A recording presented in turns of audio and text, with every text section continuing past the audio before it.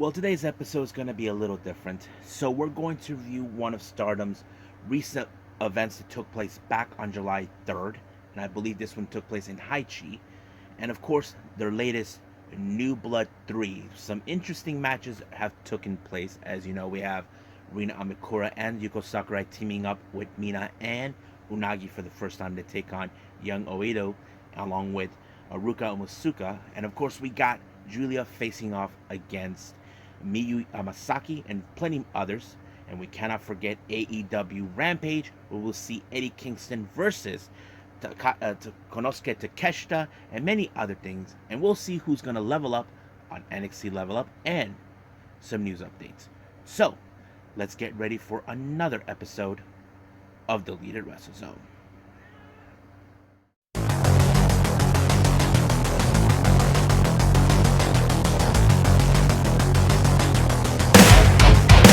Are you ready? Get up, get up! Get up, get up! Get up, get up! Get up, get up! Get up, get up! Get up, get up!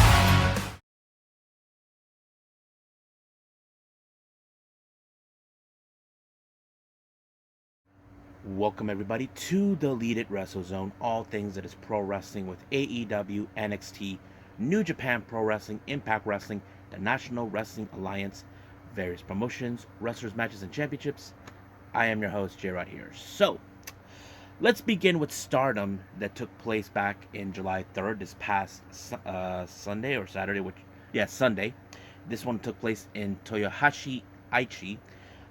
We opened up with a three-way match. We got, of course, the still winless Waka Tsukiyama taking on Lady C versus also Saki Kashima. Now, you know these type of matches when it comes to three-ways, and it could happen. But one thing that was interesting is, of course, there was a moment where, of course, if you know Saki Kashima, she's the kind of person who doesn't give a shit.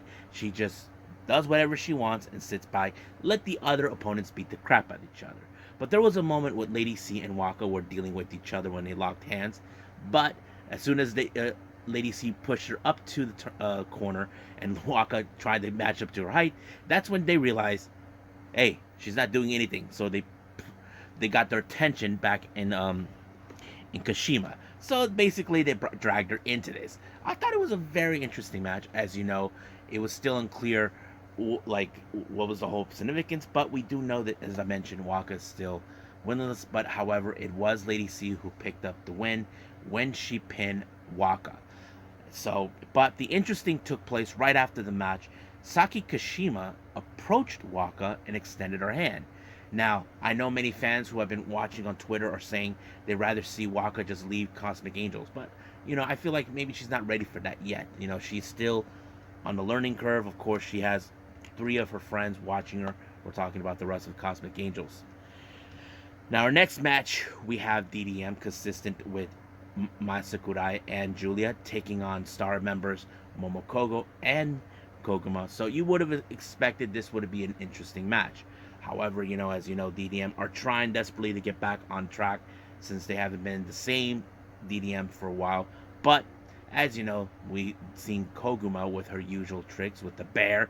And then, of course, Koguma did the same thing with Julia. But however, it was Momokogo who suffered the loss when she was submitted by Julia, forcing her to tap out. But of course, you know how Julia is. She's like trying to prove that she's a bit higher than everyone else. Our next match we have, of course, is Oda Tai with Ruka, Starlight Kid, Momo Watanabe taking on DDM's Natsupoi, Himeka, and Maika. Now keep in mind, Maika and Himeka, both along with Julia, will be facing members of Oda Tai, consistent with Saki Kashima, Momo Watanabe, and Starlight Kid. However, Kashima was in her match. This is about, getting, motivation before their upcoming event. They will be taking place later on this month on the 24th to regain the artist belts that they lost to them. Well, keep in mind, last time it was just with Natsupoi, but not this time. So it was just like that.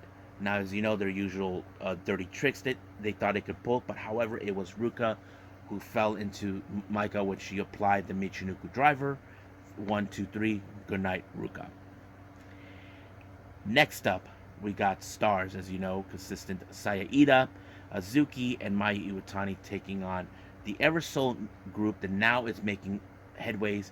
God's Eye, Ami Saudi, Mirai, and Suri. So now you can say in this one, but however, as you know, there's still some unresolved issues between both Mayu Iwatani and Suri. As you know, a long time ago, it was Mayu Iwatani who defeated her one time, and now she's like trying to get payback for more. But unfortunately, it was Mirai who picked up the victory when she submitted Saya Ida, because as you know, Mirai is one of the most strongest and more interesting submission specialists I've ever watched. Pulled off an amazing win.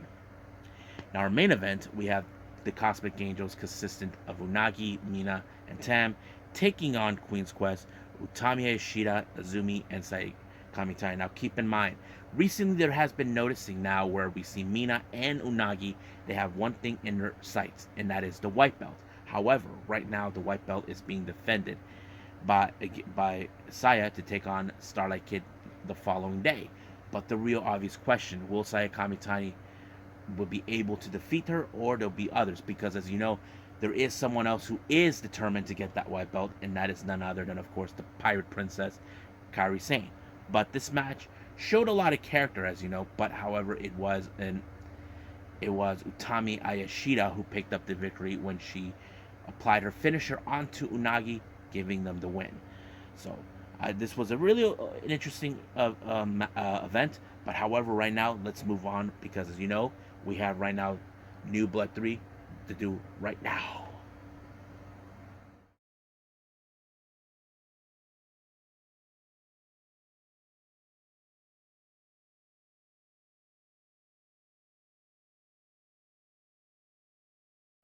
Okay, so we're doing New Blood 3. Now, if you guys aren't familiarized with New Blood, so let me explain. This is where Stardom showcase many of the girls who have between 1 to 2, 3 years of experience, and it placed them against wrestlers in its same type of predicament from other promotions, such as Just Step Out, few others, with the exception of Tokyo Joshi Pro. They mentioned that before, that they will not cross paths. But this particular event was very interesting because it had little interesting matches that took place. Now, our first match was in fact Yuri versus Mia Mia Sakurai. Now, this match was brought upon thanks to Unagi, who invited Yuri, who is in fact under the tutelage of Yuna Manasane. Now, however, because of that, Yuri was hoping that she was going to face Unagi. As you know, Unagi has been causing problems recently, stirring things with her former mentor. But however, Unagi is busy with her up later match, so she faces Mai Sakurai. But however, Sakurai feels like she's not surprised that she has to clean up a mess that was left behind by Unagi. The only reason this has happened, as you know, Unagi was senior to Mai Sakurai before she decided to defect to DDM. But the match was pretty interesting. I mean, Yuri did show a lot of promising, but however, because Mai Sakurai was trained under Julia, it gave her the opportunity to pull off like somewhat of a lift her up and landed her on her face and giving her the win. Next up, we got Nanami from World Woman Pro Wrestling, Diana, taking on Ami Sori. This was a very much of a female version of David versus Goliath. Now, Ami Sori, she's a powerhouse. She's a very strong one. She actually finished off Nanami with a sort of like a bending down torture rack type of maneuver, giving her the win. Now, our next match, we have a 6-person tag match. We have Stars consistent of Momo Koko, who's it? Hanan and Saya Ida, taking on the girls from Tap Out, consistent of Misa Kagura, AOI, and Tomoka Inaba. Now, keep in mind, Tomoka Inaba did challenge for the future belt from Hana, but she came unsuccessful. But there is the possibility we could see Iowa in the future, because she did challenge for that title as well in the last New Blood event. But the match was pretty interesting because there were some really good developments. As you know, Stars are the most recognizable faction in Stardom as being the top baby faces. But of course, they have to compete against two interesting individuals. They're not really in a faction, but they are in the same um, promotion. But however, it was Hanan who picked up the victory when she applied the German suplex, and 1, 2, 3, it was over. Stars won right there. Now our next match, this one was a very brutalized, interesting match. We have Zuzu Suzuki of Prominence taking on God's Eye Mirai. I have to say, this is one hell of a match. I like this whole thing. Now, Mirai has shown how powerful she has become. She is more deadly. She is very submissive. As um, Suzuki, she is very phenomenal, very athletic. You know, she does a lot of kicking. However, in this particular match, you wouldn't expect. Now, you probably would have thought Mirai would have won this match. I would have agreed, but it did not. But something was telling me it was not going to end with either two winning. So it ended with a time limit draw. So it was like very disappointing. But however, luckily, they're going to finish this off at the 5-star Grand Prix because they are in the same block together. So this could be like the epic conclusion once and for all who is better. But however, that night did not end there for Zuzu. She called out Julia because, as you guys know, she has her desire to destroy Julia once and for all for what took place in Ice Ribbon a long time ago. However, Julia has been ducking her the entire time. So they decided to put this, and Mai Sakurai came in her defense. Now, Sakurai in New Blood 2 indicated that Zuzu is jealous, but the truth is, it has nothing to do with jealousy. Zuzu is pissed for the things that Julia has done. I don't know exactly if Mai Sakurai understands that, but the thing is this: Zuzu has been trying to tell people the kind of person that Julia is. I wouldn't be surprised if the translation said that to Zuzu to Mai that don't be surprised when Julia betrays you. So it wouldn't be that. But however, there's going to be a tag match involving hardcore. So it's going to be Julia and Mai Sakurai in that. Now, I wouldn't say this is going to be a very good one for Julia or Mai Sakurai, but this is not crazy. This is the domain of Prominence. Prominence live and thrive by hardcore matches.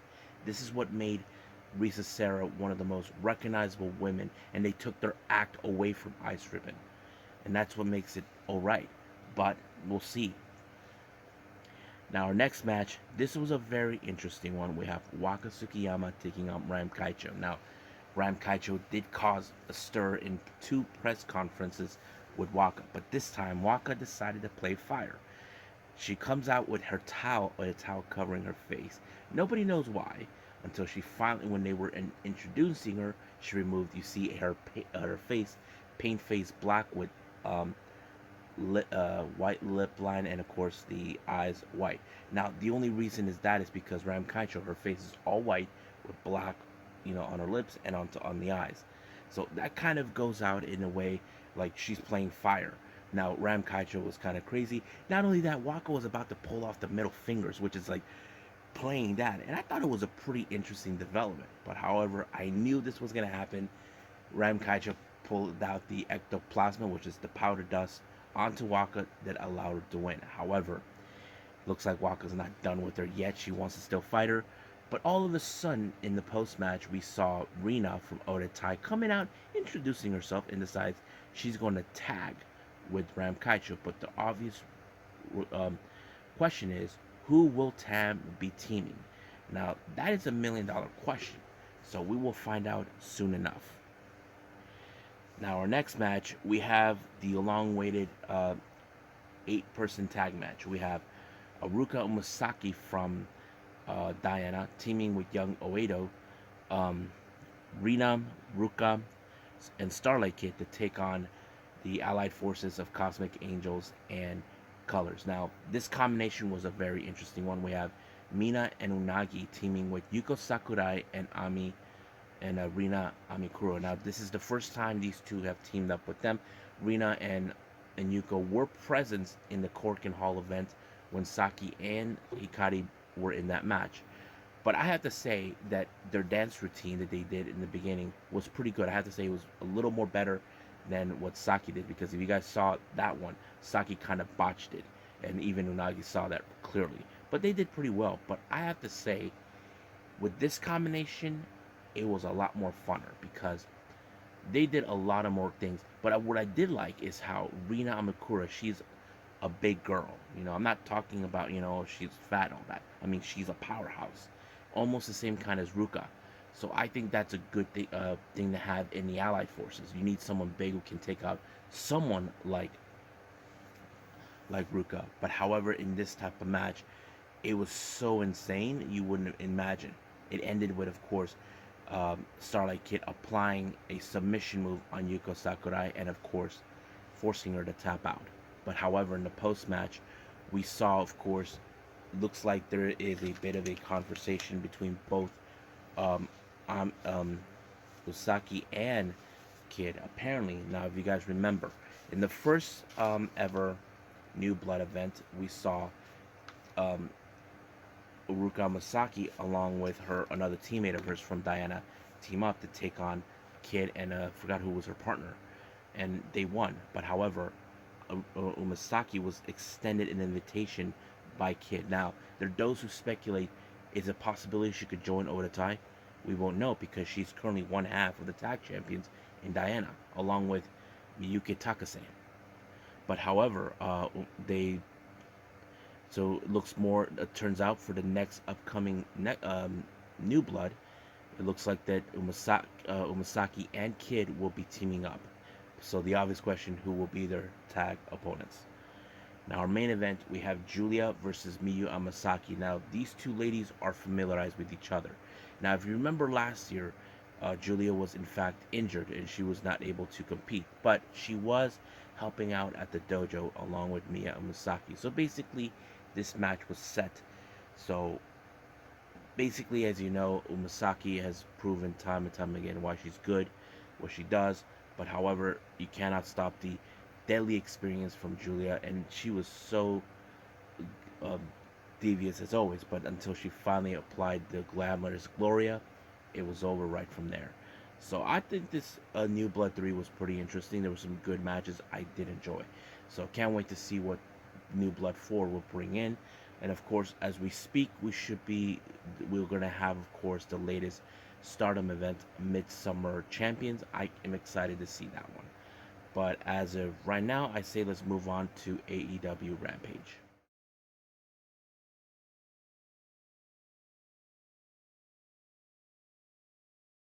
Okay, AEW Rampage. This one was amazing. I enjoyed the matches that they put out. Now, the first match was Eddie Kingston versus Konosuke Takeshita. I have to say, what a good match. Now, keep in mind, the reason I say this is because Eddie Kingston is a fan of the Japanese wrestling. He actually is all about the King's Road. Now, those who don't know, that's the type of style that is from All Japan Pro Wrestling. Konosuke Takeshita, he's neither from that, neither from the strong style from New Japan or King's Road. But he is trained very well, and he actually was blessed to use the jumping knee strike that normally was done by Jun Akiyama, which is a wrestler that a veteran wrestler that right now Eddie Kingston wants to face. So I think I think it was amazing. But the one thing that was in how this ended is where, of course, we saw Eddie got knee dropped and then later somehow gave the back fist to Takeshita. I have to say, what an amazing match. I think it's going to be good. I mean, he should be heading to Japan and try to wrestle these guys. But he did. Emi Sakura posted on her Twitter page where Eddie and Takeshita were talking that he's calling out Akiyama to come down. So he's one of those wrestlers we could definitely see. As you know, they have a working relationship with DDT. Now, as you know, recently there has been a bit of a feud between both Athena and Chris Statlander against Jade Cargill. Now, as you know, recently they're being overlooked thanks to Stokey Hathaway, who doesn't believe that this match will make money. He's only doing that to protect Jade Cargill. However, Athena and Chris are saying, look, Chris says, I've been here since day one. So everybody knows what they're talking about. Athena, we know her reputation. She traveled the world, held championships. That is something that's not been denied. So basically, if Jade Cargill is afraid of them, I would say Stokely Hathaway needs to reevaluate, or he doesn't. Now, our next match, we have the Gates of Agony, Toa Leona and Khan, along with Tully Blanchard, to take on Lee Moriarty and Jonathan Gresham. I thought this match was going to be good, but the one thing I did not anticipate is how it was overturned. Now, Lee Moriarty was being beaten down by everyone, by both Khan and Toa Leona, but however, it was later shown Gresham was about to tag himself in, pulled out his hand. It was like, what the fudge? All of a sudden, this kind of went into.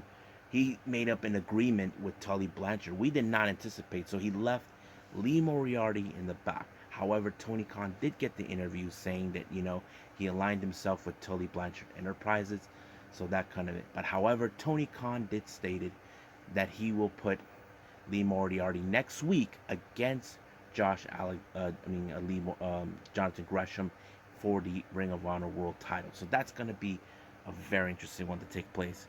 And of course, Lee Moriarty and Matt Sydal are saying to Jonathan Gresham, Gresham, you're full of it. You say you're all about honor and all this.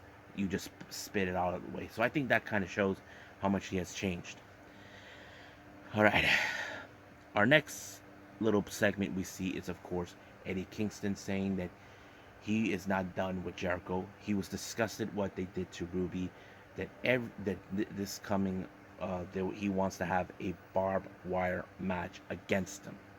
I'm like, holy cow, this is going to be interesting. It turns out it's already been booked. They're going to have this in week 2 of Fyter Fest. I can't wait to see it.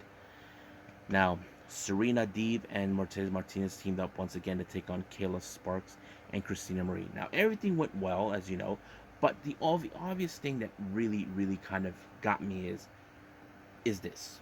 Serena Deeb came up short to get the AEW Women's Championship. But what if she has her eyes set on the ROH Women's Championship? So the match ended in the favor, of course, of Deeb and Martinez until Deeb decided to attack Martinez and put her in the Serenity. Looks like she wants a challenge for the ROH Women's Championship. So we could definitely see that on Death Before Dishonor. Now, our main event, we have Tony Nese along with Smart Mark Sterling to take on Orange Cassidy, who's being accompanied by Danhausen. Now, this match was set because apparently Sterling set up this little petition called Petition against Shane Strickland. They want him out of AEW, trying to get enough, signatures, but Orange Cassidy wouldn't sign it without the presence of his lawyer. But of course, Danhausen, we know how he is. He even had fun. He even cursed his opponents, and the opponents. I thought it was great. But he did give a punch in the groin to Sterling for good measure. So I thought it was awesome. But it was the Orange Punch that sealed the deal by Orange Cassidy to Tony Nese. So I thought it was fun. So it was great. I liked it. So I think that's pretty much it. So let's move on with NXT Level Up.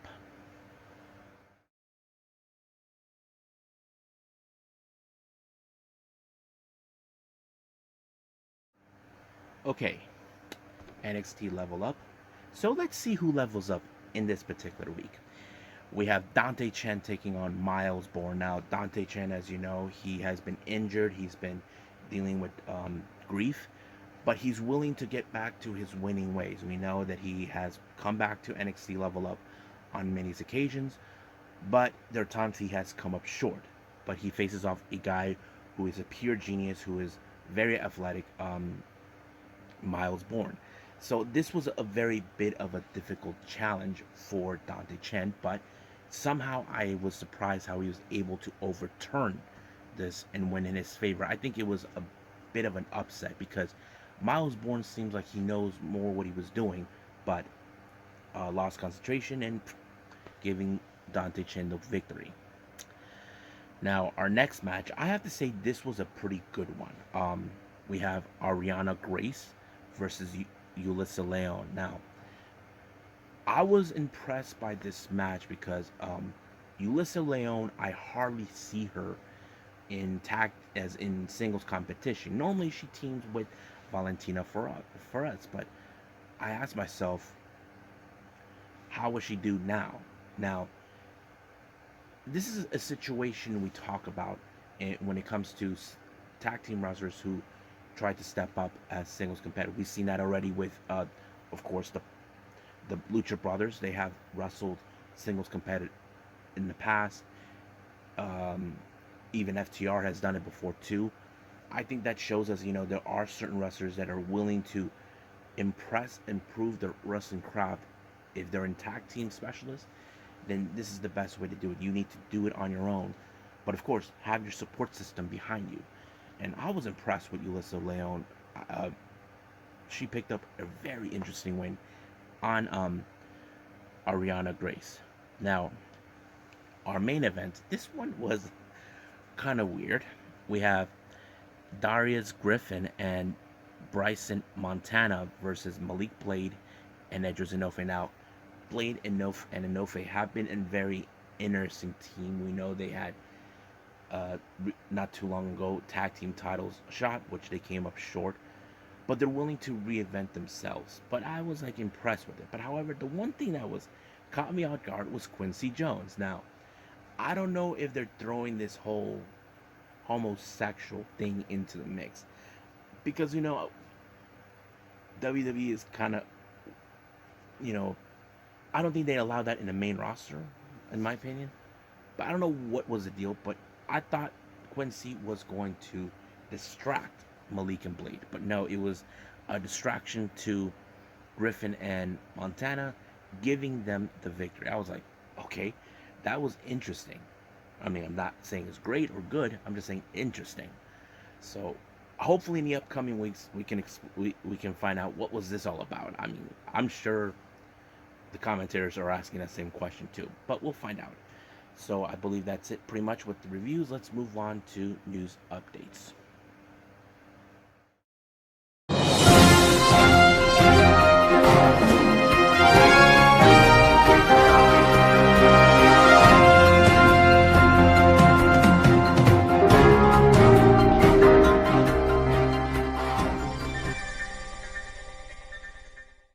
Okay, so here are some news updates for everyone. Now, I mentioned this before. Nomads are having their next freelance summit called Volume 2 taking place in August 5th. Now, however, they haven't mentioned the card, but they have mentioned who will be participating.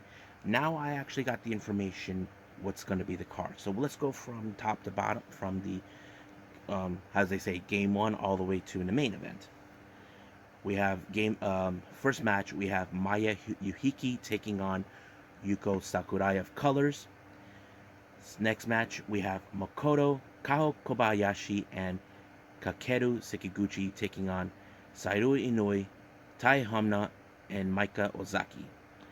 Match number 3, we got Ryu Mizunami taking on Rina Amikura of Colors.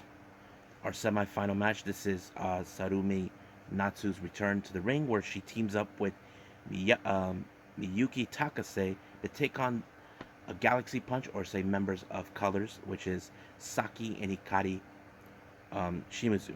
Our main event, we have Mountain Descent and Yu taking on Nanane Takashi and Hiroyo Matsumoto. So practically this is a very interesting card. I think I like what I'm seeing. Now, I haven't seen Volume 1 yet. I think I have to pay for that or something like that. I'm not sure. I gotta look it up again. So now, as I mentioned before in a previous news update, Maki Ito will be making her return to Prestige Wrestling in Panama, California. However, it's just told that she is not the only one. It turns out Miyu Yamashita also is going to go return for the upcoming event Perseverance on the 17th of September. So we got a long way to go. So I wouldn't be surprised that in this timeline, this is where we're going to see, her going to AEW. So we'll see. Now, speaking of AEW, as you've been aware, Pac has initially put his title on the line, the AEW All Atlantic Championship at RevPro. against Shota Umino, or as we know him, Shooter. Now, it was announced by AEW and Tony Khan that this match will be put on AEW Dark this coming Tuesday. So if you're interested in seeing that match, go ahead. I know some of you are not interested in seeing Dark, but I'm always watching it. But at the same time, I'm very surprised that they're actually going to put this one. Now, our next one, we have, this one was coming from Tokyo Joshi Pro. As you know, they recently just had their latest event, Summer Sun Princess. It was announced that Max the Impaler will be making her debut on August 13th and the 14th. So this is going to be one hell of a match. Now, as you guys heard about recently, I mentioned about Stardom, should I say, New Japan's strategy to bring in Stardom into the mix in the New Japan ring here in the United States. As you know, they've been doing a whole New Japan of America. So basically, I found there was this thing that was online that I looked up. This is what I think the president of, I think it's the president. Okay, this is what the president Takumi Obari said. He cited that the AEW Women's World Championship match after being known as an example of how all male or all female cards overseas are rare. As a result, Obari stated that women's matches will be a fixture in New Japan of America events in the future, and the world's premier women's wrestling company and Japan's #2 overall promotion in scale. Stardom will be a major source of that talent. So basically, they're evaluating appreciating what Stardom can put to the table, because we don't see women in some of the promotions like New Japan or Pro Wrestling or things like that.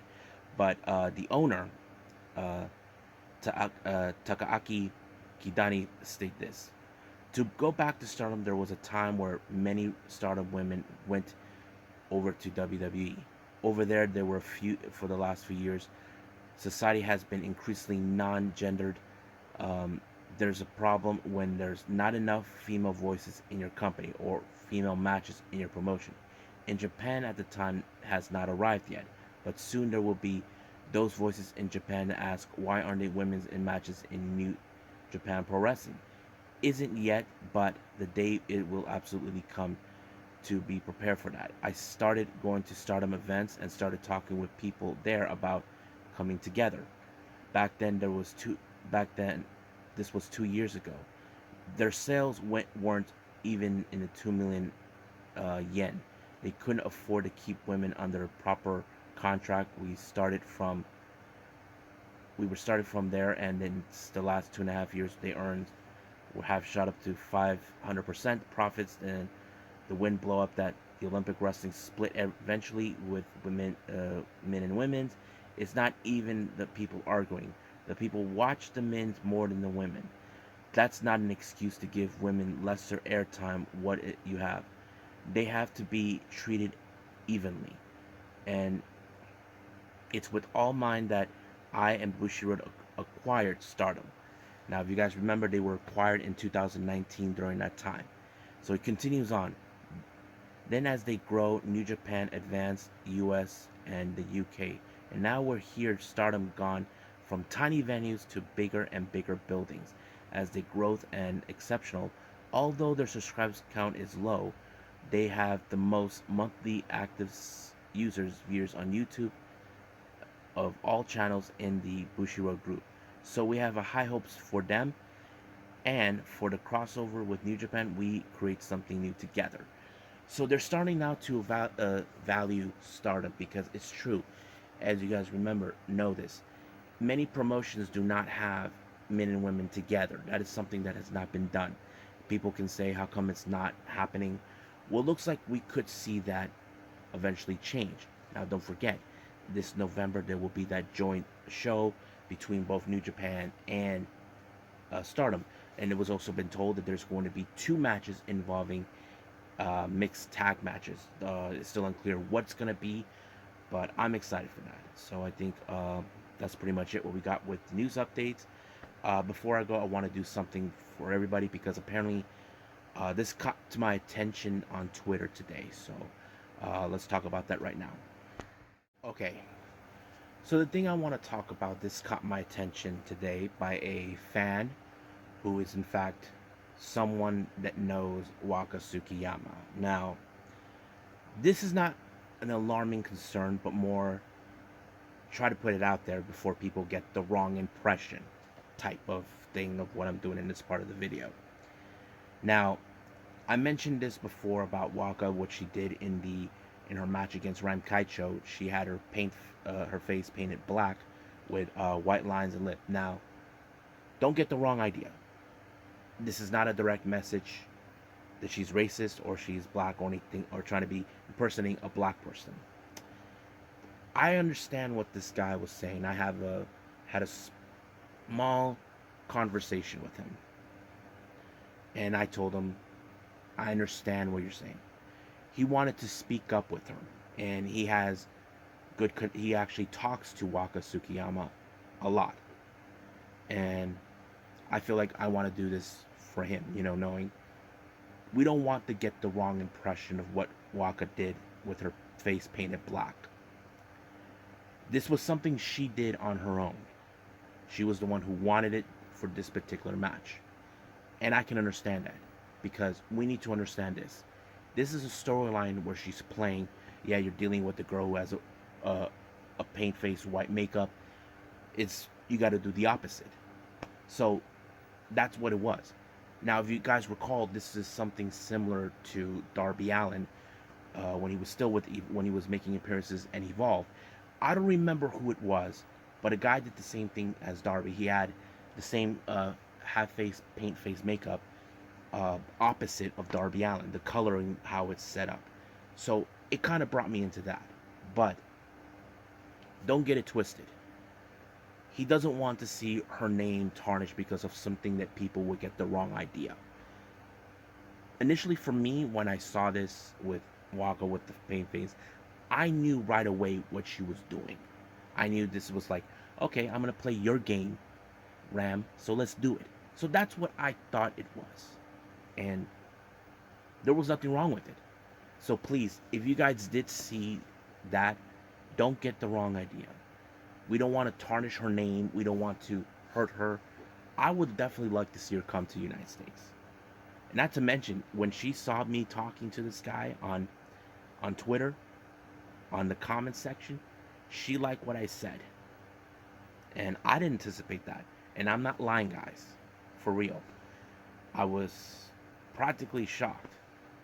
But I think she appreciated loyal fans like myself anywhere in the world who are following her. So I'm just putting this out there, so don't get it twisted. Don't jump in conclusion about that particular match, please. This is a storyline she was playing, and I have to say it was a really good one.